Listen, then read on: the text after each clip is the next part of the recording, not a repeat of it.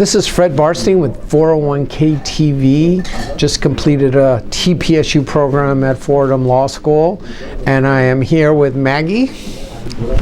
I'm glad I remembered your first name. Welcome, Maggie. Okay, if we ask you a few questions. Of course. Thank you very much.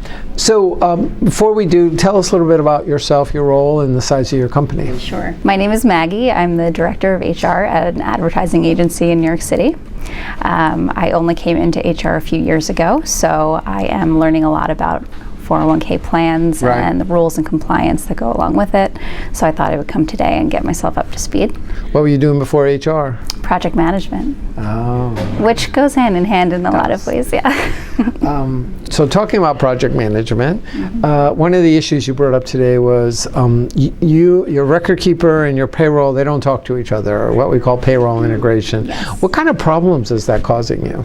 Well, it's a little bit stressful because it gives you a lot of uncertainties of if you're going to cause any human error when you're downloading a spreadsheet from somewhere else, having to upload it elsewhere. Could you have missed anything? Could you have missed somebody's contribution rate when they're starting off as a new hire, and then you kind of mess up their experience when they're coming in the door? Right.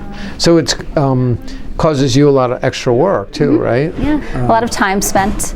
In my mind, those are two things that should really always be talking to each other. Right. Just like a medical benefit enrollment, we have no problems there, but it seems like 401k is just a little bit of it's just not happening at this point. So when you talk to your payroll and your record keeper, what do they say? They're working on it. You're gonna hate that. Yeah. And how long have they been working on it? It's been about 2 years. So. 2 years. Yeah. So what are you going to do about it? We're looking into solutions internally. We really hope the payroll provider can come to a solution, but if not, maybe we'll find a different solution. Maybe get different vendors. Yeah, maybe. After a couple of years of doing that. Mm-hmm. So a couple of things you learned or things you're going to try to take back and improve on your plan? So there were great speakers today. I learned a lot about the new fiduciary rules. I still have a bit to look into there because there's a lot to really digest.